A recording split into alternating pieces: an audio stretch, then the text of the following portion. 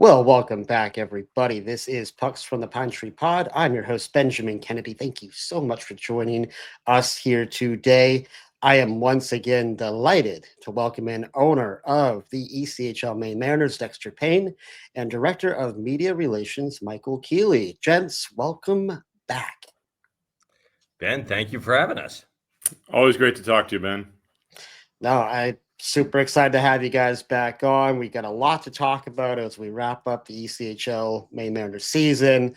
But before we do that, before we jump into all the Mariners talk, of course, I'm a Bruins fan. Dexter is a Bruins fan. We do need to give Keels a very brief moment. When I say brief, the smallest moment in the sun for him to celebrate his Buffalo Sabres finishing ahead of the Boston Bruins this year, something I did not have on my bingo card this year. So I don't have a participation trophy for you, Mike, but if I did, I'd give you one. But any words on your Sabres this year? Well, first off, I want to clarify, yes, I am a Buffalo Sabres fan from childhood, but I don't want to get yelled at by all the Mariners fans out there. I do root for the Bruins now as well, of course, being in the organization. But, childhood loyalties die hard, so I'm still following the Sabres fairly religiously. But, of course, it's been quite a playoff drought for them, and it's been tough the last few years to stay engaged with them. Kind of a standard Sabres year. They went through a big lull in the middle of the season. I think they had a 13-game losing streak, and then they kind of figured it out toward the end when it was too little too late. But it's going to be a big off season for them. They have a really solid core of players. I mean, Tage Thompson, what a year he had. He was among the league leaders in goals.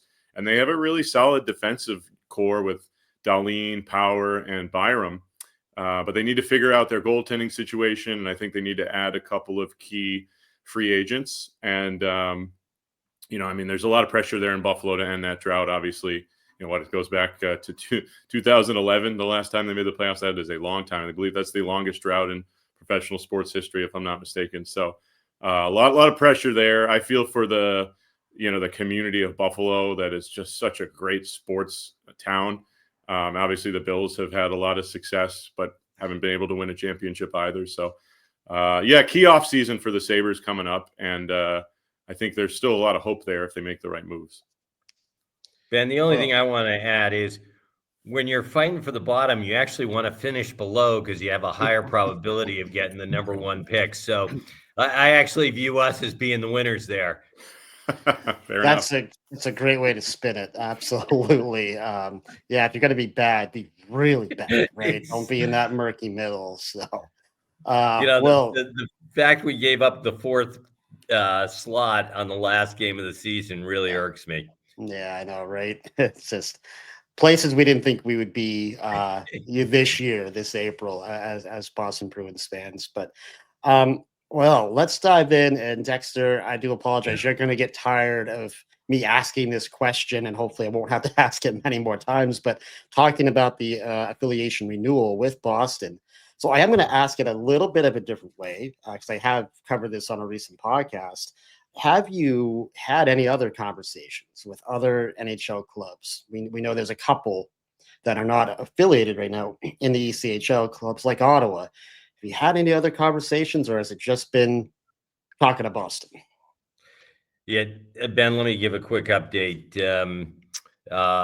We actually had Boston trigger their automatic renewal. They had a 1-year option that they had until the end of March to trigger. And on the last day, as we were hoping to execute our new affiliation agreement, we actually got the automatic renewal from them. Okay. So we have another year to go through the process of you asking me when we're going to re-up our affiliation agreement. But we are affiliated with Bruins for the 25-26 season. Relationship will remain the same. And, we're working really hard to improve our relationship both with the Bruins in Boston and in Providence. It is one of the things that I've been talking to Terrence and Adam about is how do we get them to better understand our role in the development process? We think being affiliated with the Bruins in terms of our fan base affiliating with the Bruins in Boston, we think that's really powerful in terms of drawing fans to the Cross. And we look forward to continuing to work with them to better improve it. As you mentioned a number of times, specifically on the podcast, where you suggested there were potential other affiliates out there, there are other NHL teams who have certainly provided a lot more players to their ECHL affiliates than the Bruins have. And I view that as part of my job here. I need to go convince Evan and Don that, particularly with a loaded draft coming up, that this is a good place for them to develop young skaters going forward. Great. Well, good news that we have another year on the books. And so I can pen that question off now for another, let's say 11 or so months. We'll give that one a rest, I guess. But no, that's great news, though. I think a lot of fans may not be aware of that, and most likely be very excited to hear that. So thank you for that update. Obviously, we finished the season 33, 35, and 4, 70 points. And when you look at it, only finishing 7 points out of the playoff picture, I would say, just watching from afar, as I did here at the end, more complete games, more competitive games down the stretch for the team. I guess ask both of you, what within their gameplay stood out the most that was maybe different towards the end of the season versus the beginning of the season? Keels, I'll let you take a quick shot, and then I'll follow up.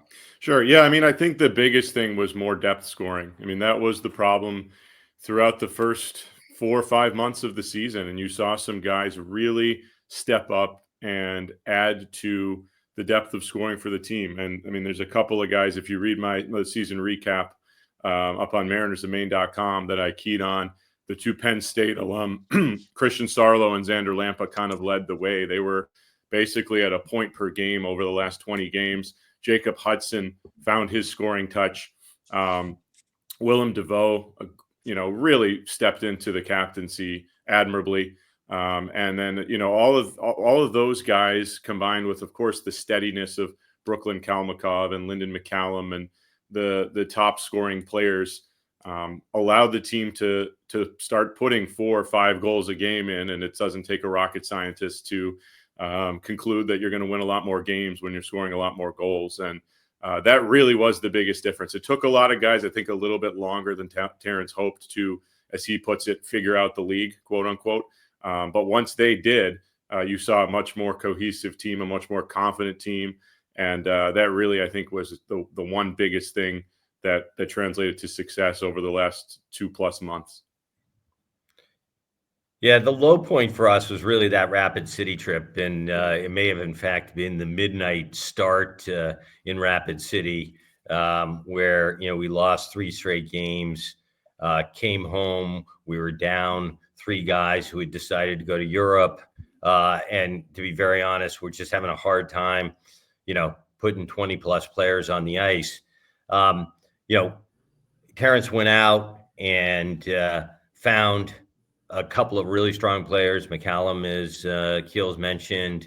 We ultimately brought Robert Cronin in from the University of New Hampshire, recruited a couple of other guys, both out of the Canadian College League as well as the U.S.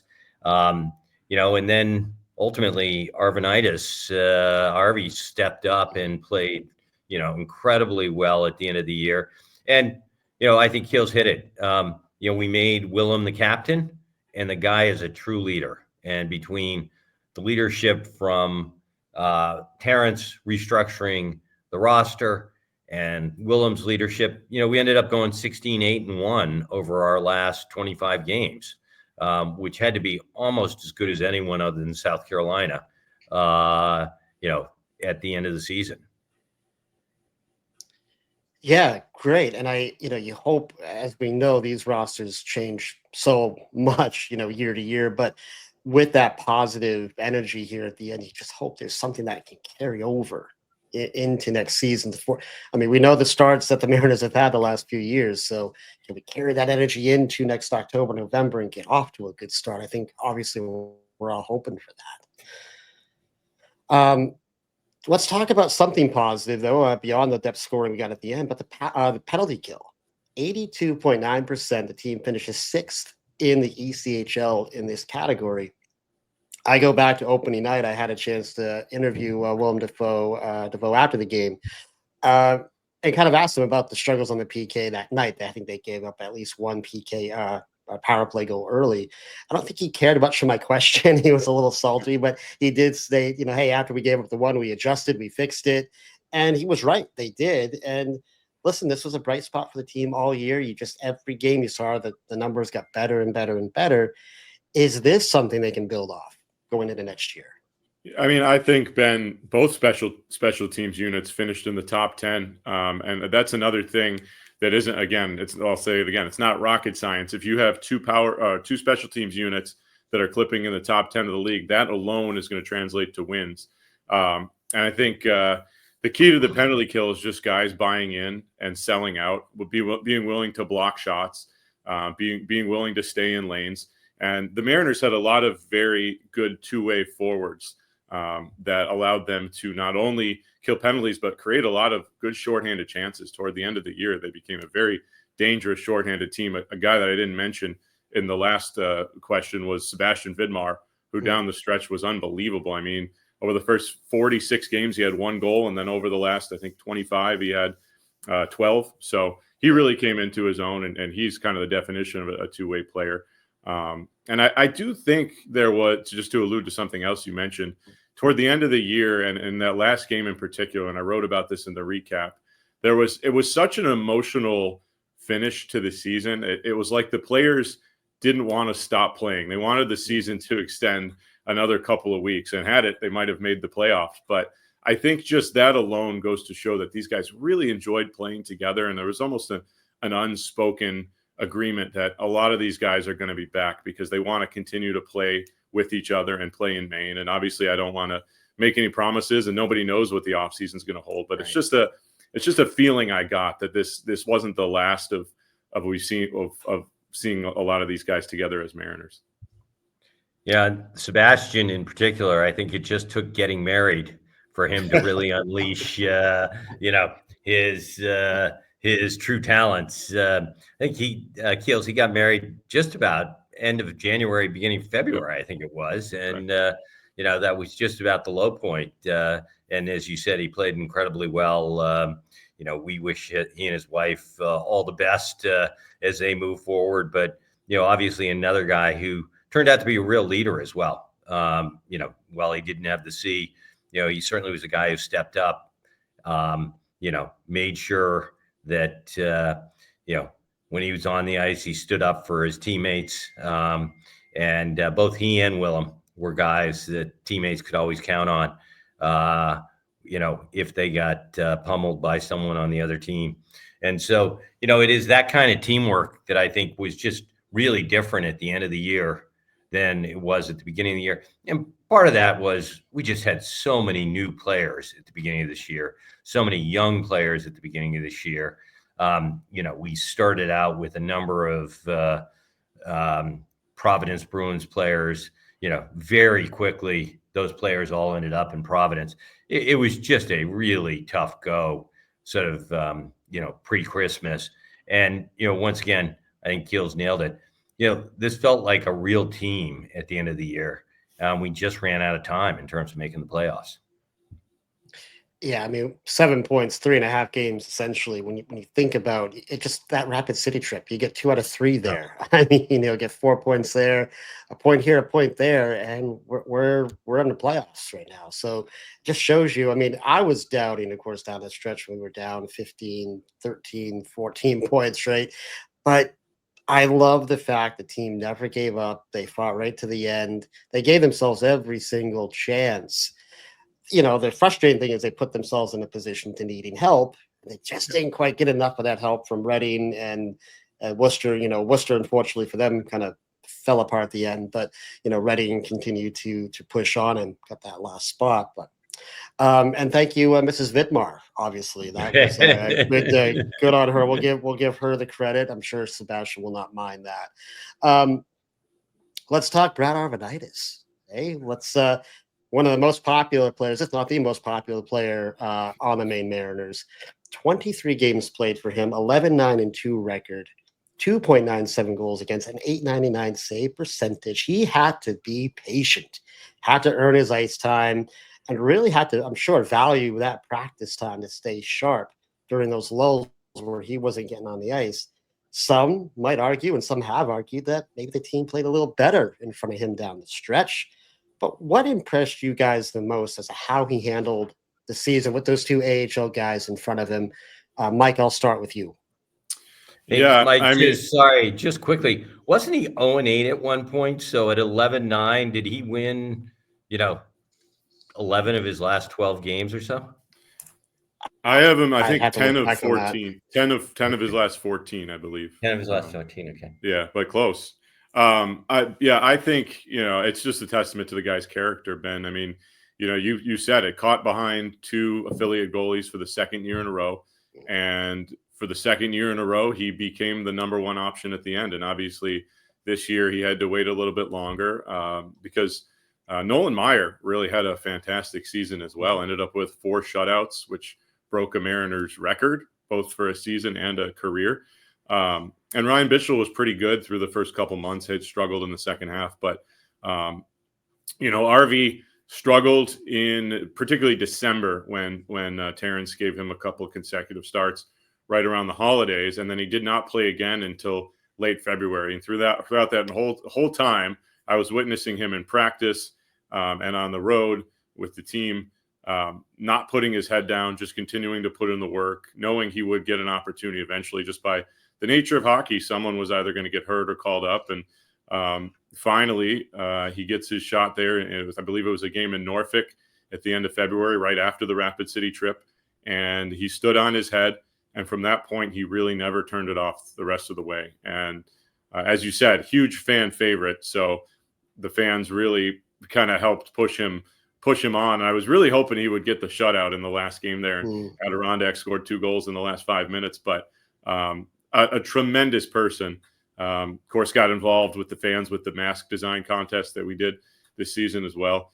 And kind of your ideal ECHL goaltender. And I mean, I think he deserves a shot in the AHL. And I don't know what his future plans are. Obviously, we'd love to have him back. I'm sure I speak for the fans when I say that. But yeah, I mean, just I was so happy to see him have that success just because of how long he had to wait around and how hard I saw him work.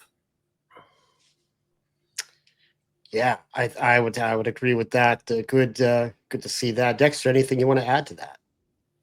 No, he's just a really great guy as well. It's good to have him in the locker room. And as Keel said, he's a guy that you hope he gets a shot. I hope he gets an opportunity to play in the AHL. Yeah, we'll be very curious to see where that goes for him. I'll be cheering for that as well. Of course, as we look to next season, of course, Dexter, you have talked a lot about some new scouting strategies, of course, the UNE project that's been ongoing, looking at roster construction. What sense do we get today as to how this roster will look going into October? I know we're kind of playing the prediction game here, but do you guys have a sense of that at this point? We have a number of activities that we're in process of implementing that will hopefully allow us to come out of the gates much stronger next year than we did this year. One is, as you mentioned, we've got this UNE project. Terrence has been incredibly engaged with that group at UNE, has already been using the data that they've produced to scout a couple of the people who we added. Cronin is one of them at the end. We've got an active list. Someone told me that because of COVID, there's actually more undrafted graduating seniors from colleges, Division I colleges this year than there has ever been in the history of NC2A hockey. And so, huge opportunity to add folks out of the college ranks this year. We also are very close to putting in place some incredible housing for next year. We're actually, all of our team members will live in the same facility, will be together in a facility that I think will be a huge recruiting tool for us. And look, we have a very strict salary cap, but one of the places where you don't have a cap is on housing. So to the extent that you can provide better housing, and we already have a city that people want to come to, Portland, certainly a much easier place than Wheeling or Worcester or Reading to recruit, folks in their 20s to. So we think with the new recruiting tools that we're using, and we have a 3-year partnership with UNE, better housing, quite frankly, a view that we have to put 25 guys on the ice without help from Boston, and any help we get from Boston is just a cherry on top. We have a very different approach to this year than we had last year, where, I think, Terrence's view was he was going to have 6 to 8 people from the Providence Bruins who he could put on the ice anytime. And that just didn't happen this year. And so we'll make sure that we have an incredibly competitive team without that help from Providence or Boston. Great. Yeah, I love the housing piece. I think that is going to be absolutely huge because as much as Portland's a wonderful city, housing's hard right now for renters, for first-time home buyers. It's just not an easy place to find housing. So great that the team is doing putting a lot more energy behind that. I think that can go a long way. Mike, do you have anything you want to add to that question? I mean, I just, fans should know that it's the league year to year is hard to predict on who's going to come back. I mean, everybody wants to play in the AHL, right? I think everyone's going into the off season hoping they can get an AHL deal. But, at the end of the day, it's hard to find a place to play where you really enjoy the facilities and you enjoy your teammates and you enjoy the fans. And I think we already have a huge leg up when it comes to those things. Dexter is doing an incredible job of improving upon them all. But if you think about the, 4,500 average attendance that we drew this year, there's not a lot of places you can go and consistently have that support. And I think a lot of the players really appreciated that this season. And I think they're going to think fondly upon that as they weigh their options in the off season. And I think a lot of them will want to come back, combined with, as I said previously, just how much they liked playing with one another. So I'm optimistic that a lot of these guys will come back, but again, it's always unpredictable. You never know what's going to happen in an off season. And to Dexter's point, I know Terrence is going to work incredibly hard here to put a competitive team on the ice.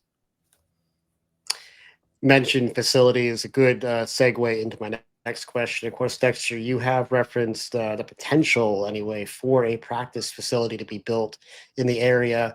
I know you're just kind of at the very beginning stages, but anything you can update us on concerning that? We continue to make headway. We've hired a really wonderful guy to help advise us who has significant experience building hockey facilities. We have a preliminary design. We're actually talking to a number of developers about different locations in the Portland area. I think, Ben, the one thing I've discovered, and you both probably are going to just laugh at me, is this a far more complex process than you ever imagined. I mean, you need to do traffic studies for how many people can park at your arena, and you need to get Department of Environmental Protection, waivers if there's wetlands. And, we continue to plow forward. We continue to work really hard. There will be a period of time where we are designing, developing, negotiating. And I'd say we're in the midst of that right now. And it just, takes a lot longer than certainly I anticipated when we started this process. Well, that's exciting that there's some movement coming ahead. And yeah, I mean, I'm sure Mike would agree. Yeah, there's a lot that goes into it. I go back to when I started in the paint industry. I was a sales rep for a very large paint company selling to a very large big box. Not going to mention their name. If they want to sponsor the show, I'll happily mention their name. But when we put a big store in Scarborough, it was delayed by months because it was sinking into the ground when they laid the foundation. They were trying to build on some of that marshland. And yeah, it was delayed by like, I don't know, 6-7 months. So yeah, there's a heck of a lot that goes into it when you're putting those big structures in there. But great to see. I think that'll be another huge recruiting piece to give the guys a home, kind of like the Bruins had at Warrior. That's awesome. Mike, for you, of course, fans absolutely love the summertime player interviews that you do, the videos that you put out there as a team, signs free agents. Are you going to continue those this summer? Oh, I'm glad to hear that people like them. Yeah, I actually was sitting down with our director of marketing, Catherine Horrigan, the other day, who, by the way, did a tremendous job in her first season with the organization. We're just talking about off-season content and kind of what our plans are. And as I was saying to you before we went on, it feels like these 2 weeks were on borrowed time because we're used to having playoff games. But it is nice to get a little bit of a breather. But yeah, definitely in the plans to continue with those. I think players will be able to officially start signing toward the end of June after all the protected list procedures happen. And we also talked about maybe Professor Keeley coming back out to explain the protected list and the qualifying offers and the season-ending roster. Those things can be a little bit confusing. So I think we're gonna put out a series on that. That's the plan. And then yeah, certainly once players start re-signing and then free agency July 1st. Would love to talk to the guys and kind of pick their brains. Nice. Yeah. Professor Keeley is definitely popular. So that'd be another good series to continue on with. Yeah, because there's nuances to so many of the contract rules and the roster rules, and I'm sure we could all learn something from that. So that's great to hear. Dexter, for you, obviously very early in the off season, so you may not be prepared or had much to share, but any sorts of changes that fans should expect when they go to the Cross back as we get back in October? Ben, we're engaged in discussions with the county and OVG. OVG is the group that actually manages the building for the county and actually is responsible for food service, responsible for selling the sponsorship that's within the building. We work very closely with OVG. Some people may remember that actually Comcast used to own both the parent of OVG and obviously the Maine Mariners. So there was a time when they came here from Anchorage when both entities were actually owned by the same party. Today, SpectraCorp is actually now owned by OVG. Mariners are obviously owned by the Paine family. And so we have an arm's length relationship, but we need to work together. And so we're in the midst of those conversations. Look, personally, I'd like to see the quality of the food increased. I'd like to see higher service levels within the building. Ultimately, I think we need to look at what are you going to do with a 50-year-old Cross facility, and quite frankly, that's a issue for the city and the county and the state. We currently don't have an arena in Southern Maine that I think is appropriate for the kind of growth you've seen in Portland.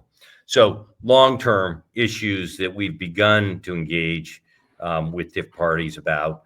I would guess that, in terms of physical layout, there won't be many changes, but I would hope in terms of services and quality of food, quality of sort of the experience, that we continue to try to upgrade that for our fan base.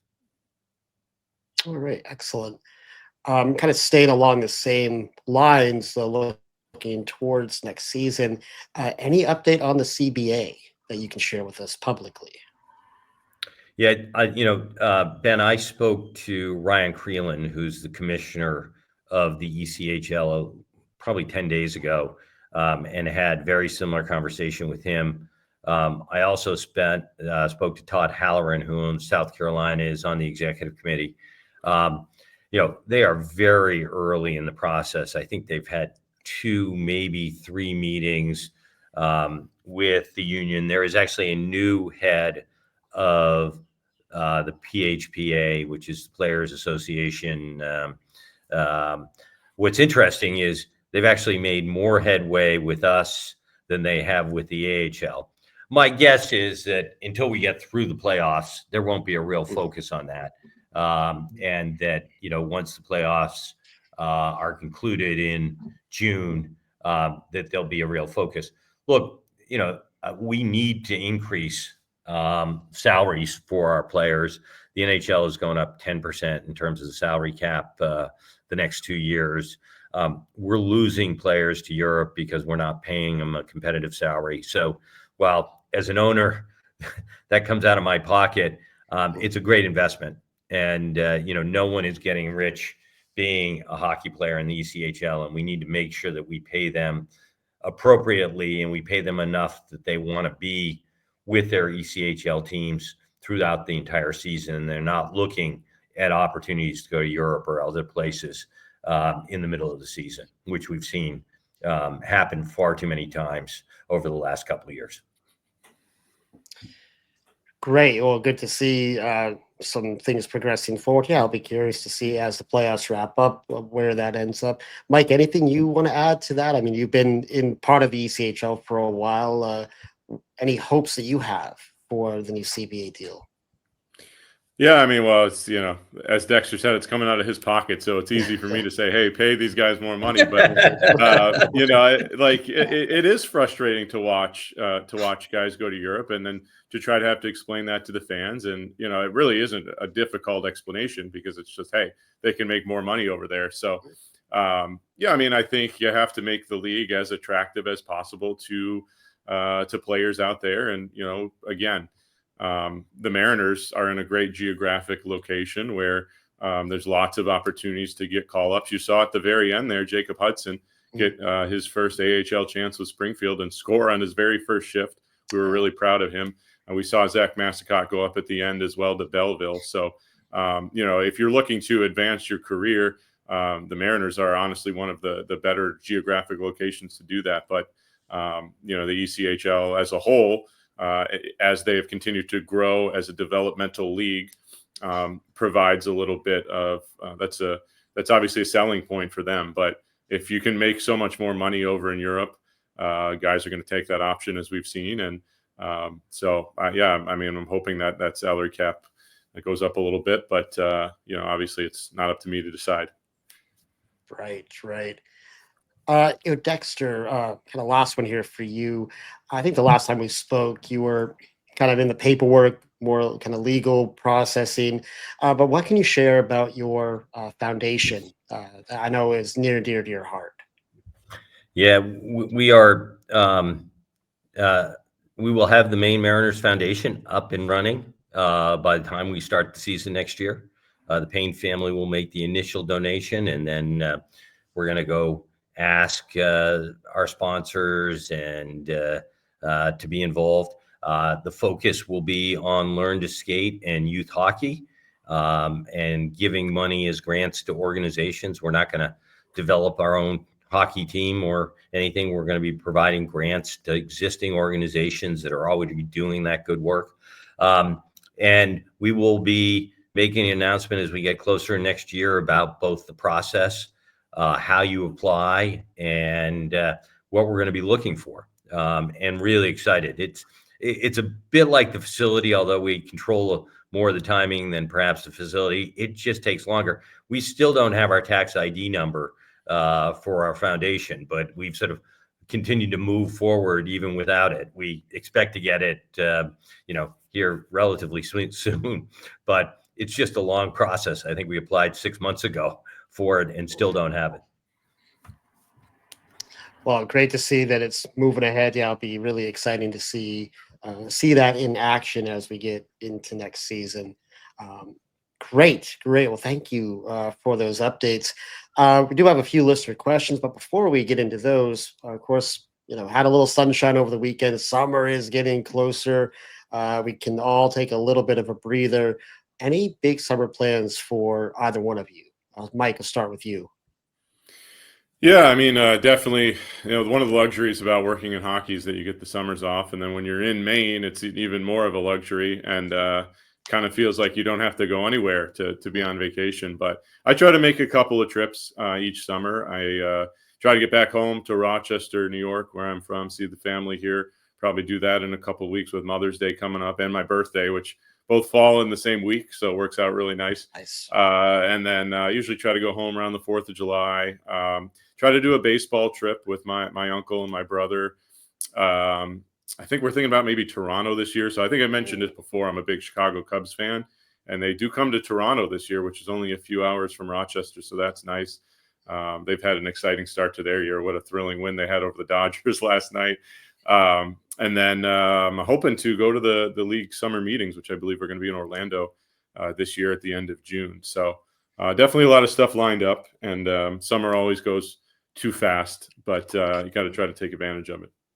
Well, you can see my Blue Jays banner here in the background. I am a Toronto Blue Jays Here we fan, go. so Let's go. happy to hear you making a trip north of the border. Dexter, what about? Of course, Dexter, you travel so much for work, but anything fun planned for you this summer outside of work?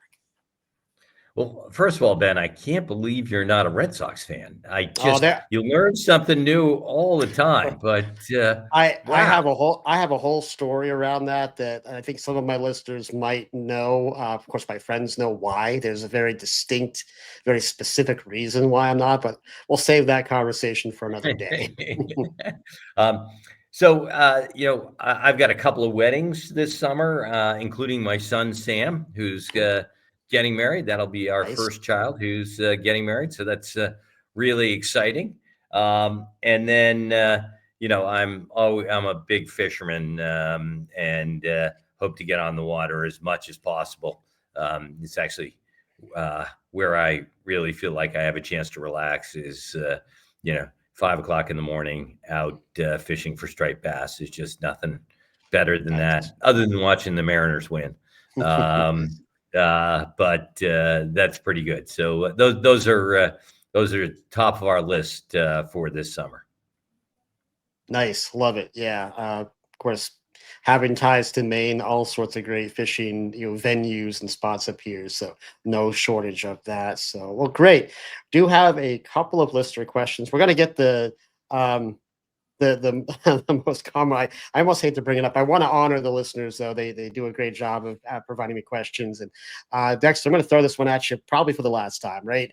But Ryan Fitch does ask, and want to give him his voice here. Would like to know why there will be no change at coach and GM. Something needs to change, even if you keep Wallin as coach. At least bring in a GM. According to Ryan, because it hasn't worked the last few years. I know you've addressed this a few times, but for the last time, let's address it just one more time. I don't have any intention to change their current organization structure at the Mariners, either on the business side or on the hockey operations side. Terrence and his team finished 16-8-1, as I mentioned earlier. I think that they had an incredible job bouncing back the second half of the year. And, I would hate to upset that momentum. And quite frankly, the core of the team that Keel's talked about is really close to Terrence and his staff. And that's really going to be the core of our team as we look at building a winning organization next year. So I think actually change right now would really be detrimental to our ability to put a winning team on the ice that's ready to go in the middle of October. In terms of what we need to do to get better, I think we've talked about it, and so much of that are resources that I need to help Terrence with, whether it's recruiting, whether it's better housing, whether it's this UNE project to help look at a broader number of potential hockey players to bring to Portland. Those are all things we're doing, and we think will make us a much better team next year. So I don't have any intention to change the coaching staff or the business side of the operation. I was incredibly lucky to inherit just a great, incredibly competent group of people. And, we also have the best play-by-play guy in professional sports in Keels right here. We hope he's in exactly the same place next fall as he was the last game of this year. We're incredibly lucky to have him. Thank you. Thank you, Dexter. Yeah, and I had addressed this myself a couple of times, in the throes of the season when there was fans voicing their displeasure or opinions. But what I always laugh about is, you'd have the fans would moan and groan about, hey, why isn't Coach Wallin making any changes? And then 2 weeks later, when he makes changes, well, why is he changing everything? Why is he blowing everything up? And it's like, come on, we can't have that both ways. But I give Coach a lot of credit, maybe more as a GM, where he continued to tinker. He continued to make changes, continued to change the mix in the room. And as we've stated here a couple of times, 16 wins down the stretch, real cohesive group. Man, you got to, yes, we missed the playoffs, but there has to be credit given there. So, no, great to see that cohesiveness. And let's look at the past week we've seen in the NHL. Bilesma getting fired in Seattle after one season. Guy with Maine ties, Greg Cronin, getting fired after improving his team by 21 points out in Anaheim. I mean, so I don't know. I think that there's so many quick trigger fingers out there. So I'm actually very happy to hear that that's not going to happen here with the Mariners. Ben, I also think it's one of these classic situations of, be careful what you wish for. You pull the trigger, and, both the guys you just talked about in the NHL, good luck in going and finding better coaches to replace them, right? I mean, you better be convinced that not only, is the firing sort of necessary, but you can actually go find someone who's better. I mean, Cronin's a perfect example, given what he did in Anaheim. Are they going to be able to go find someone better for that position? Yeah, that's a whole other podcast we could have. I would love to see Cronin in Boston, not going to lie. Again, another topic for another day. Another question here from Slew 1974. I was excited to hear about the potential for the Portland Pirates gear in the future. Have we made any progress on obtaining the licensing rights to the Portland Pirates? The answer is absolutely. We are very focused on having a Portland Pirates throwback day, at least one next year. I think, as we mentioned to folks, we, one of the first things that we did this fall was start to look into who owned the IP, and it turned out it was actually owned by a variety of different organizations. We've now tracked those organizations down. We're in discussions, actually, well along. Ian Nagel, our CFO, is actually in charge of those with Catherine. We may be even farther than I'm aware of right now, but it is very high on our agenda, and we look forward to doing it next year. We've heard the fans, and we are doing everything we can to make it happen. Nice. I've got I don't know if you can see it, but my old Portland Pirates hockey puck from ages ago. I found it in storage last year. So no, that'll be great to have some of that gear back. Last one. This is for Keels. This is from Mike Nicholas. It's easy to say that the team needs to improve at everything to get back to the playoffs. But what is the one area, i.e., leadership, defense, goaltending, etc., do you think Wally will first focus on as we hit free agency? Well, I think, again, if you diagnose the things that went wrong this season, for most of the season, they struggled to score goals. And I think that was just the guys that left after the 23-24 season were tough to replace. And I think Terrence felt like he had replaced it adequately, and it just didn't pan out that way. And as Dexter has mentioned, not as much help as maybe anticipated from Providence along the way. So I think probably going into this offseason, he's looking to make sure he's got enough goal scoring right off the bat, because I know he doesn't want to, deal with 2 goals a game again. It's hard to win with that. But again, you see a lot of positive signs over the last 25 games that if you bring enough of the right pieces back, you expect that you're going to be scoring some more goals right off the bat. And then I think really the other thing was a puck-moving defenseman, some defensemen that could contribute offensively. And again, that was something I think that you thought you may have Mason Millman or Drew Bavaro for long stretches, and Millman was gone after 10 games, and to his credit, stuck up there in Providence.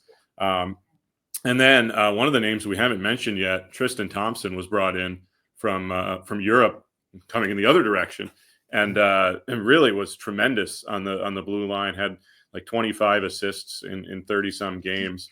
And you just think about the 23-24 season, Gabriel Chiquan and Zach Malatesta and Fedor Gordeev, some guys that put up a lot of points from the back end, and that was lacking.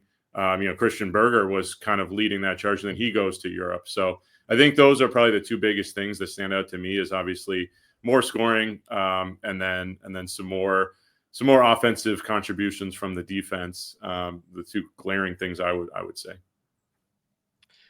Great. Yeah, no, I think that's well said. So that's all the questions we have. Gents, I just want to really truly thank you both for this season. Thank you for your willingness to come on the channel. Mike, thank you for working with me on getting me media credential for the year as well. Did not expect that when the season started. And just been a great first season for me anyway, to be getting to know you guys, going to more Mariner games and covering the team. I just absolutely appreciate just all your generosity over this season. Yeah, I mean, thank you so much for your coverage, Ben. I mean, you were a true professional all the way through. Really appreciate your consistent coverage and your fair coverage, doing everything the right way. And I just wanted to make sure we give a shout out to the fans for the amazing support this season, obviously breaking attendance records multiple times. And it was just so amazing to be a part of a record crowd on that last day in a game that was really meaningless as far as the standings, but 6,300 people came out. It felt like a playoff game. And it was just, as someone that's been here since day one, to see us grow to this point. And I'm so excited to see what happens when we're winning a little bit more consistently next year, hopefully. So thank you to the fans. I think, obviously we couldn't do it without them. Yeah, Ben, let me just reiterate what Keel said, which is we appreciate your coverage. We appreciate your honesty. Quite frankly, the easy questions are in fact easy. The tougher questions are actually where we have the better dialogue, and where, quite frankly, we have something we can talk about over the course of the season. And we appreciate your willingness to spend as much time covering the Mariners as you do. It's incredibly important for us and our fans. I just want to say it has been a tremendous first year for me. I've had so much fun working with both of you guys, working with the team, getting to know the fans. I can't imagine a better place to be involved than with the Maine Mariners. It's just been terrific. It's tough to lose. It's great to win. And we're coming back with an intent of being a whole lot better in 25, 26 than we were in 24 and 25. And, really appreciate everyone's support and look forward to working together next year. Great way to end it. And again, thank you to the fans for all the interaction that you've given on the channel too, and providing questions and things like that. I absolutely appreciate it. It really helps these podcasts move along. So Mike, Dexter, if I don't talk to you before maybe early fall, have a wonderful few weeks of spring and summer. I can't wait already to get back to the cross next year.